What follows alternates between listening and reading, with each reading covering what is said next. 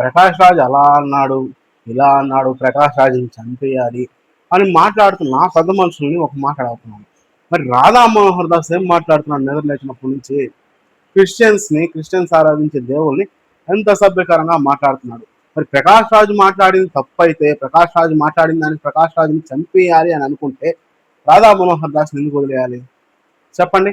ప్రకాష్ రాజుకు పడాలనే శిక్షే కదా రాధా మనోహర్ దాస్ పడాలి. ప్రకాష్ రాజ్ అన్న పూర్తి వీడియో చూస్తే మీకు అర్థమవుతుంది ఆయన ఎందుకు మాట్లాడాడు ఆ విధంగా అని. కానీ ఎడిటింగ్ చేసి ప్రకాష్ రాజ్ మాట్లాడింది తప్పు అని కొన్ని క్లిప్స్ చూపించి ఇలా ప్రకాష్ రాజ్ని చంపేయాలి, కొట్టేయాలి అంటున్నారు. మరి రాధా మనోహర్ దాస్ ఎలా మాట్లాడుతున్నాడో కొన్ని వీడియోలు చూపిస్తాను. చూసిన తర్వాత రాధా మనోహర్ దాస్ని ఏం చేయాలి, ఇంకా చెప్పుకుంటే పల్ల పార్వతి అని ఒక ఆమె ఉంది, ఆ పార్వతిని ఏం చేయాలి, ఇంకా చెప్పుకుంటే కరుణాకర్ సుగుణాన్ని ఏం చేయాలి, లలిత్ కుమార్ని ఏం చేయాలి. నిద్రలేచింది మొదలు కాన్స్టిట్యూషన్ పరంగా మనది సెక్యులర్ దేశం, లౌకిక దేశం అయినా కానీ హిందూ దేశం అని అబద్ధపు ప్రోపగాండాన్ని ప్రచారం చేస్తూ క్రైస్తవులను తిడతారు, ముస్లింస్ని తిడతారు, మత విద్వేషాలు రెచ్చగొడతారు. మళ్ళీ మతానికి ఏదో అన్యాయం జరిగిపోతుంది, మతానికి ఏదో ఆపద వచ్చిందని చెప్పి ధర్మరక్షణ చేయాలని చెప్తారు. ఇవన్నీ ఏదో చేస్తారంటే చిల్లర డబ్బులు ఏరుకునే దానికి పైనుంచి వచ్చే చిల్లర డబ్బులు మత రాజకీయాలు చేసి వాళ్ళనేమో స్వేచ్ఛగా వదిలేస్తారు. ఆ రాధా మనోహర్ దాస్ అనేటోడు చర్చిల దగ్గరికి వెళ్తాడు, క్రిస్టియన్స్ ఇళ్ళ దగ్గరికి వెళ్తాడు, పచ్చి బూతులు మాట్లాడతాడు జీసస్ క్రైస్ట్ గురించి. అతన్నేమో వదిలేస్తారు, ప్రకాష్ రాజ్నేమో శిక్షించాలి, ప్రకాష్ రాజ్నేమో కొట్టాలి, ప్రకాష్ రాజ్నేమో చంపేయాలి. ఏమన్నా న్యాయమా చెప్పండి? మాకే పుట్టావు, బైబిల్లో మీ నాన్న పేరు ఉండదు, రాసుకో. పేరు చెప్పు, చెప్పు. తుడుచుకునే బైబిల్లో మీ బాబు పేరు ఉందా? ఏదో బ్రిటిష్ వాడు పుట్టట్టు బోకడా బైబిల్ పబ్లిక్ లో చెప్తా, బోకడా బైబిల్. దమ్ముంటే ఏదన్నా వాదించు, డిబేట్ రా, మాట్లాడు. మనం ఏదో చేసినట్టు బోకడా బైబిల్ క్రైస్తవ బొక్క. ఈడేదో పెద్ద బ్రిటిష్ వాడు పుట్టినట్టు క్రైస్తవ బొక్క తోలు తీసేస్తాం, క్రైస్తవం మాటిస్తారంటే. ఇంకా ఉన్నారు నరేష్ అండ్ సుధా అని ఇద్దరు దంపతులు. నిద్ర లేచింది మొదలు క్రైస్తవులు దశమ భాగాల కోసం ప్రజలను మోసం చేస్తున్నారు, దశమ భాగాల పేరుతో ప్రజల డబ్బు, పేదల డబ్బు దోచుకుంటున్నారు అని చెప్పి మాట్లాడే వీళ్ళంతా ఏం చేస్తారంటే చూడండి, డబ్బుల కోసం అడక్క తింటారు. పేదల ఇళ్ళ దగ్గరికి వెళ్ళి వాళ్ళ ఇళ్లలో పటాలను తీసేస్తారు. ఏంటంటే సుప్రీంకోర్టు ఆర్డర్ ఇచ్చిందని ఒక భయాన్ని వాళ్ళలో సృష్టించి మీరు ఎస్సీగా ఉండి క్రిస్టియన్గా అలా మారితే మీకు అందాల్సిన ఫలాలు అందవు, ఎస్సీ హిందూ రిజర్వేషన్ రద్దు అవుతుందని చెప్పి భయానికి గురి చేసి వాళ్ళ ఇంట్లో ఉన్న దేవుడి పటాన్ని దౌర్జన్యంగా లాగేసి వేరే పటాలు పెడుతున్నారు, వేరే క్యాలెండర్లు పెడుతున్నారు. వీళ్ళ కింద ధైర్యం ఎక్కడి నుంచి వచ్చింది చెప్పండి? వాస్తవంగా వాళ్ళు మతం మారి కులం మార్చుకోకపోతే దాన్ని ఎక్కడికి వెళ్ళి కంప్లైంట్ చేయాలి? ఎంఆర్ఓ ఆఫీస్కి వెళ్ళి కంప్లైంట్ చేయాలి, కలెక్టర్ ఆఫీస్కి వెళ్ళి కంప్లైంట్ చేయాలి, మీరు సివిల్ కోర్టులో పోరాడాలి. అది మానేసి వాళ్ళ ఇళ్ళకి వెళ్ళి దౌర్జన్యంగా వాళ్ళ ఇంట్లో ఉన్న పటాలు తీసేసి ఆ దేవుణ్ణి నమ్ముకుంటే దరిద్రం, ఆ పటాలు పెట్టుకుంటే దరిద్రం అని చెప్పి ధైర్యం మీకు ఎవరు ఇచ్చారు? కాన్స్టిట్యూషన్ పరంగా రాజ్యాంగబద్ధంగా ప్రజాస్వామ్య దేశంలో చెప్పండి. అన్ని మతాలు సమానమైనప్పుడు రాజ్యాంగబద్ధంగా ఈ దేశంలో ఒక మతానికి ఎందుకు ప్రాధాన్యత ఇస్తున్నారు? ఇప్పుడు ప్రకాష్ రాజుని చంపేయాలన్న వాళ్ళు రాధా మనోహర్ దాస్ ఎందుకు వదిలేస్తున్నారు? కరుణాకర్ సుగుణాన్ని ఎందుకు వదిలేస్తున్నారు? యెహోవా నిన్ను నిశ్చయంగా ఆశీర్వదించును. ఇది మనది పెట్టుకోవాల్సిన అవసరం లేదు. మీరు తప్పుగా అనుకోకండి. ఇదొకటి, అది గుడి అనకూడదు, చర్చ్. ఇప్పుడు ఇది వెంకటరామాయణకు దీంట్లో పంచాంగం ఉంటుంది. ఈ పంచాంగం ఉండేది కనుక మనం వాళ్ళకి ఇస్తే తీసుకుంటారా? క్యాలెండర్లో మన దగ్గరే ఉండాలి. కానీ ఇలాంటి ఏంటంటే ఇంట్లోకి తెచ్చుకుంటే దరిద్రం. ఇప్పుడు కామెంట్ పెట్టండి, ఇది చాలా ఈజీ పని అని చెప్పేసి. ఈ పల్ల పార్వతి అనే ఆమె ఎలా మాట్లాడుతుందో చూడండి. ప్రవీణ్ పగడాలను పాస్టర్ చచ్చిపోతే ఆ పాస్టర్ నిఖిల్తనంగా ఆయన మరణాన్ని అవహేళన చేస్తుంది. పగడాలు పగిలిందంట. వీళ్ళకి పగలవా చెప్పండి? వీళ్ళింత అసహ్యంగా ఇంత సభ్యకరంగా మాట్లాడుతుంటే వీళ్ళనేమో ఆధ్యాత్మిక గురువులను ప్రకటించుకుంటున్నారు. మరి ఏం చేయాలి? జీసస్ క్రైస్ట్ గురించి ఎంత నీచంగా మాట్లాడుతుంది చూడండి, వీడియో చూపిస్తాను. ఏసుకి పెళ్లి కాలేదు, ఏసుకి పెళ్లి అంటే ఇష్టం లేదు అంటారు కదా. ఏసుకి ఎందుకు పెళ్లి కాలేదు? ఏసుకి ఒళ్ళొంగదు కాబట్టి. ఒళ్ళొంగ వాళ్ళకి పిల్లకి ఎవరిస్తారు చెప్పండి? ఆ పని పాటలు నాడు పిల్లకి ఎవరు ఇస్తారండి? చూసారా? జీసస్ క్రైస్ట్ అంటే కొన్ని కోట్ల మంది, ఈ దేశంలోనే కాదు ప్రపంచం మొత్తంలో అనేక మంది, ఎక్కువ శాతం మంది పూజించే దేవుడు, ఆరాధించే దేవుడు. ఆ దేవుడి గురించి ఇంత సభ్యకర రీతిలో మాట్లాడుతున్నా నీవునేం చేయాలి? రాళ్లతో కొట్టి నరిమేయాలా లేదా దేశం నుంచి?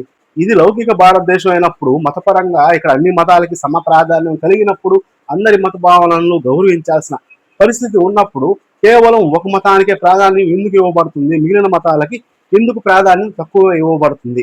మనం చూసుకుంటే మెజారిటీస్ ఆఫ్ ఉన్న హిందూ దేశంలో మెజారిటీగా ఉన్న హిందువుల కన్నా కూడా మైనారిటీలుగా ఉన్న క్రిస్టియన్లకి, ముస్లింలకి ఎక్కువ హక్కులు కల్పించబడ్డాయి.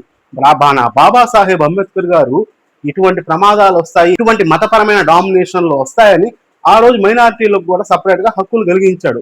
కానీ ఆ హక్కుల్ని ఈరోజు పొందే అవకాశం లేకుండా చేస్తున్నారు భారత ప్రభుత్వం కానీ మన సుప్రీంకోర్టు కానీ. ఏంటంటే ఇప్పుడు సరే ఒక వ్యక్తి మతం మారి కులం మార్చుకోలేదంటే మీరు ఫైట్ చేయండి. ఎందుకంటే రాజ్యాంగబద్ధంగా 1950లో ఇచ్చిన చట్టం ప్రకారం మతం మారితే కులం మారాలని ఉంది కదా.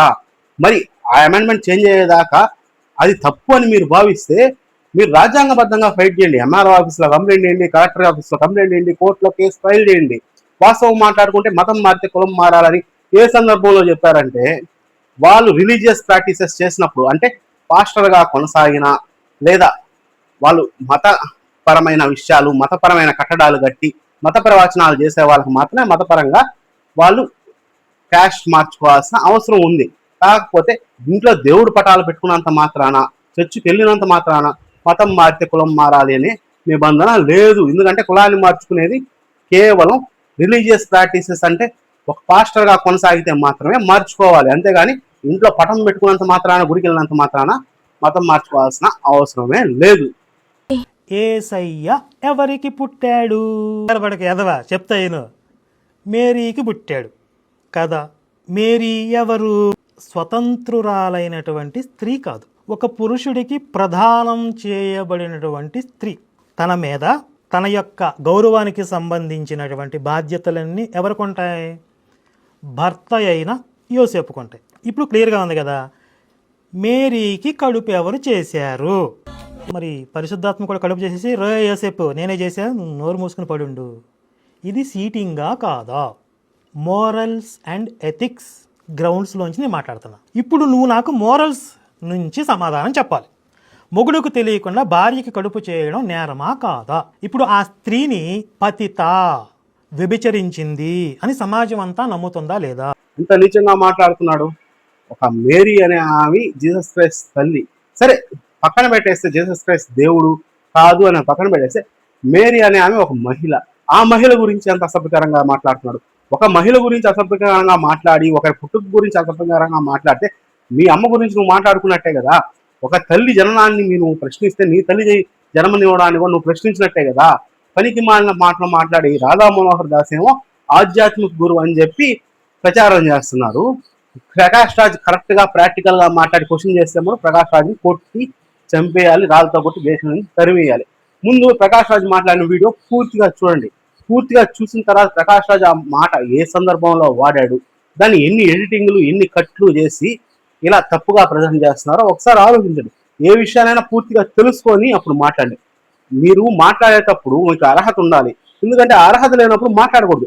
మీరు ముందు ఇతర మతస్థులు ఆదరించే దేవుళ్ళని గౌరవించి ఎదుట వ్యక్తులు మిమ్మల్ని మీ మతాన్ని గౌరవించాలని కోరుకోవడం చాలా భావ్యం. ముందు ఒకరి మతాన్ని గౌరవించి తర్వాత వాళ్ళు మన మతాన్ని గౌరవించుకునేలా చేయడం న్యాయం. అది ఆలోచించండి. మీరేమో ఇతర మతస్థుల్ని పచ్చిబూతులు చెప్తారు, ఇతర మతస్థులు ఆరాధించే దేవుల్ని పచ్చిబూతులు చెప్తారు, అసభ్యకరంగా మాట్లాడతారు, బైబుల్ గురించి తప్పుగా మాట్లాడతారు, భూత పుస్తకం అని చెప్తారు. మళ్ళీ ఇప్పుడు వచ్చి ఏడస్తారా ప్రకాష్ రాజుని రాళ్ళతో కొట్టి చంపేయాలా? ప్రకాష్ రాజుని రాళ్ళతో కొట్టి చంపే ముందు రాధా మనోహర్ దాస్ని తీసుకెళ్లి రాళ్ళతో కొట్టి దేశం నుంచి జరివేయండి. అలాగే ఆ పల్ల పార్వతిని దేశం నుంచి జరివేయండి, కరుణాకర్ సోనాని దేశం నుంచి జరివేయండి, లలిత్ కుమార్ని దేశం నుంచి జరిగింది, అమారా ప్రసాద్ని దేశం నుంచి జరిగింది. మన భారతదేశం ప్రశాంతంగా ఉంటుంది. భిన్నత్వంలో ఏకత్వం కలిగిన దేశంలో ఈ పనికి మాలిన గదవలు మత కల్లోలాలు సృష్టించి మత విద్వేషాలు సృష్టించి పుట్టుకు వచ్చేలా చేస్తున్నారు. అన్నదమ్ముల్లా కలిసిమెలిసి ఉండాల్సిన ప్రజల్ని ఇలా మారుస్తున్నారు మత విద్వేషాలతో. ముందు ఈ ఎదవల్ని దేశం నుంచి బయటికి పంపించేస్తే అందరూ ప్రశాంతంగా ఉంటారు. ఒకరి మతాన్ని ఒకరు గౌరవించుకుంటే అయిపోయే చిన్న సొల్యూషన్కి ఇలా ఒకరి మతాన్ని ఒకరు ద్వేషిస్తూ ఒకరి మతాల పట్ల ఒకరు విద్వేషాలు కలిగి ఇలా మాట్లాడడం ఏమన్నా న్యాయమా? ఫేస్బుక్లో కానీ యూట్యూబ్లో కానీ కామెంట్స్ రూపంలో చూసుకుంటే బైబుల్ని, జీసస్ క్రైస్ట్ని ఎంత తప్పుగా మాట్లాడుతున్నారు, క్రిస్టియన్స్ని ఎంత అసభ్యకరంగా మాట్లాడుతున్నారు. మరి వాళ్ళకి నోరు నుండి వాళ్ళు మాట్లాడలేరు అనుకుంటున్నారా? ఎందుకు మాట్లాడాలంటే దేవుడికి భయపడతారు క్రైస్తవులు. ఆ దేవుడు భయపడతారు కాబట్టి, ఆ దేవుడి మార్గంలో నడవాలి కాబట్టి మీలాంటి ఎదవల గురించి మాట్లాడట్లేదు అంతే. కామెంట్లు పెట్టేది నోరు చెయ్యి మీకున్నప్పుడు కామెంట్లు పెట్టే నోరు చెయ్యి వాళ్ళకి లేవా?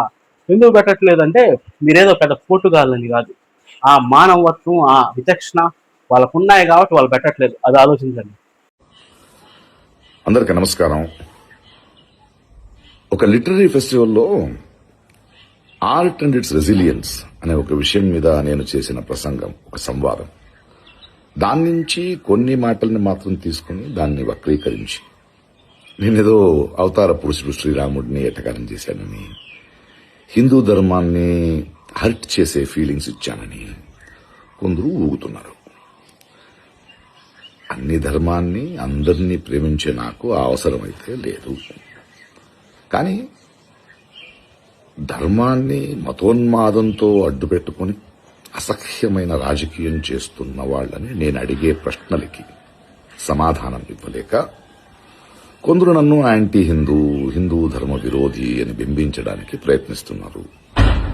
పాపం వాళ్ళ ఏడుపు, వాళ్ళ